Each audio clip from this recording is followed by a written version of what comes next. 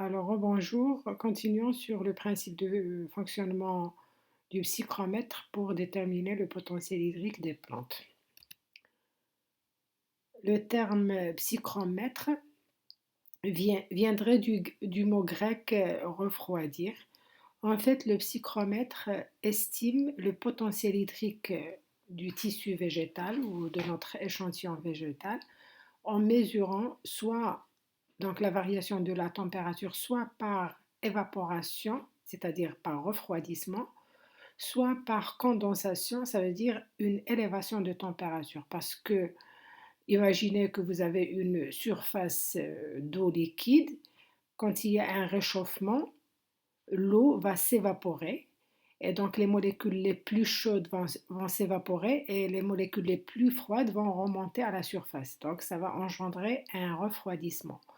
Au contraire, quand il y a une condensation, ça veut dire les molécules les plus actives et les plus chaudes vont se déposer sur une surface plus froide et donc ça va engendrer plutôt un réchauffement, une élévation de température. Donc c'est ça le principe du psychromètre.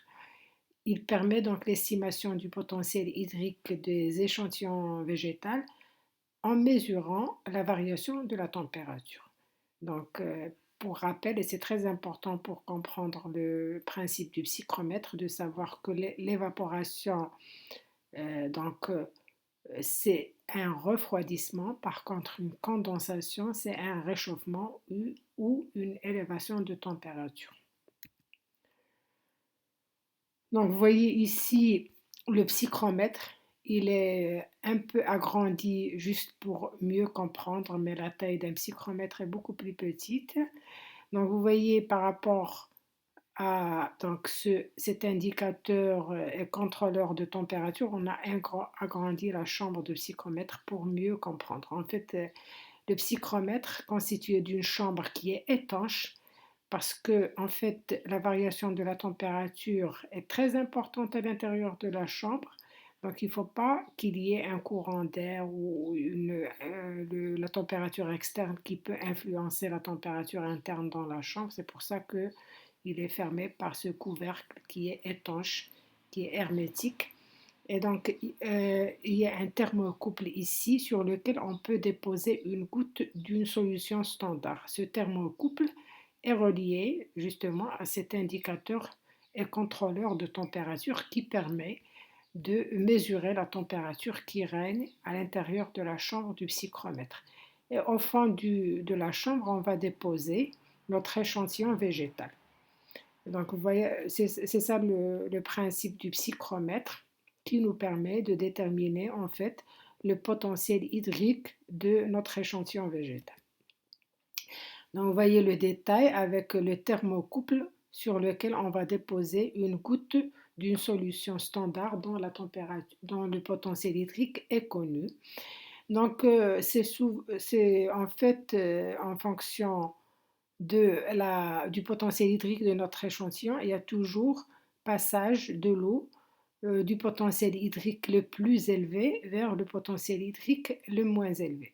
Donc, si par exemple on a un potentiel hydrique élevé au niveau de l'échantillon végétal par rapport à la solution standard déposée sur le thermocouple, l'eau va s'évaporer de l'échantillon végétal vers la solution. Si au contraire, c'est le potentiel hydrique de la solution standard qui est plus élevé que celui de l'échantillon végétal, il y aura passage cette fois de l'eau de la solution ou de la goutte de la solution standard vers l'échantillon végétal. Donc ça va soit engendrer une condensation dans le premier cas, soit une évaporation dans le deuxième cas.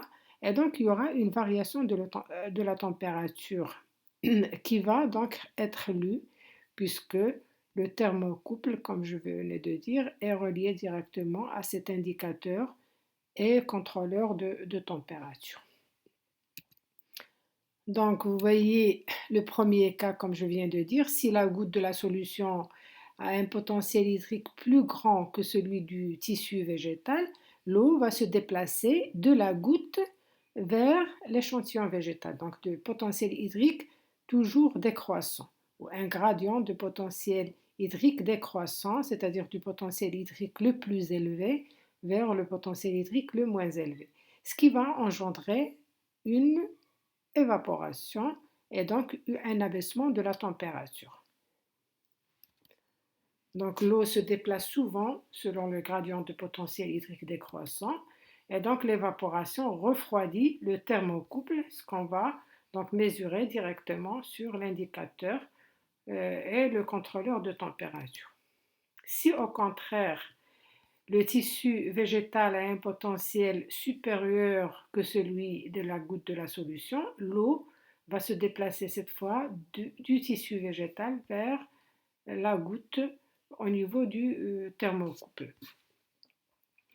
Et donc, ça va engendrer cette fois une condensation, puisque l'eau évaporée depuis le tissu va se condenser sur la goutte mise ou déposée sur le thermocouple, ce qui va donc engendrer cette fois une élévation de la température et ce qu'on va mesurer directement sur l'indicateur et le contrôleur de température. Donc ici, l'eau se déplace du tissu vers la goutte suivant un gradient toujours de potentiel hydrique décroissant. Cette condensation réchauffe le thermocouple, ça veut dire que la température va être plus élevée. Et donc c'est ça ce qui va nous permettre de tracer cette courbe que vous voyez ici, qui donne donc la variation de la température en fonction du potentiel hydrique standard. Donc on a toute une gamme de solutions dont le potentiel hydrique est connu. Et pour chaque potentiel hydrique, on va déterminer la variation de la température.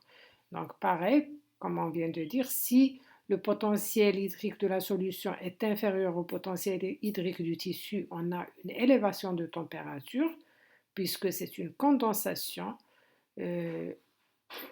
L'eau va passer de la solution vers le tissu. Si au contraire,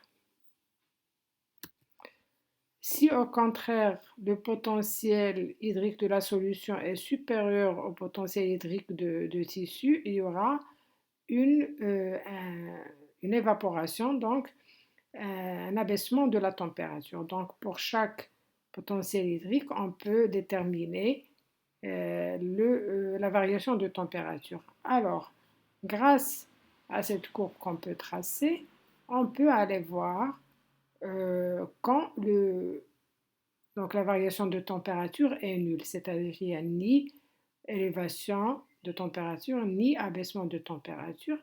Et donc, cette valeur nulle va nous donner le potentiel hydrique du tissu végétal puisque quand le potentiel hydrique de la solution sera égal au potentiel hydrique du tissu, il n'y aura aucune variation de température.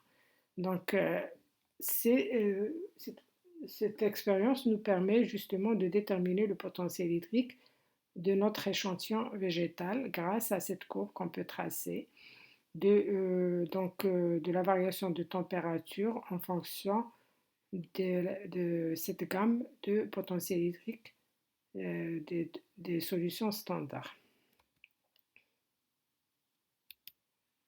Donc, quelques avantages du psychromètre.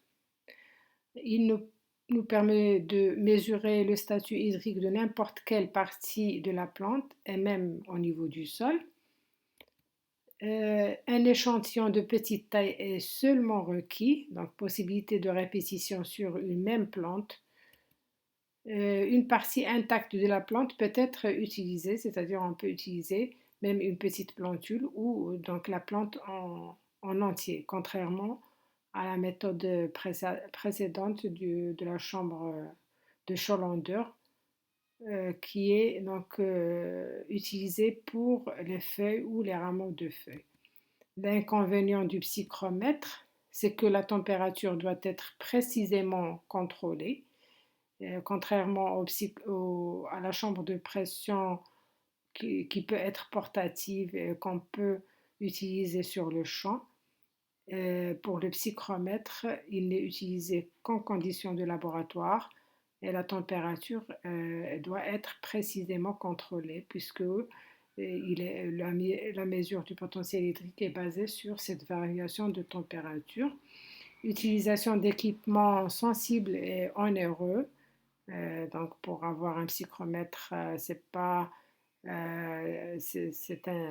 un matériel qui est assez onéreux. La nécessité d'opérer dans des conditions contrôlées du laboratoire. Donc pour le TD, on peut faire une petite comparaison entre les deux méthodes étudiées, c'est-à-dire la chambre de pression de Scholonder et le psychromètre. Donc on va le faire pendant le TD, pendant la séance de TD, pour nous permettre de faire un récapitulatif sur les deux méthodes.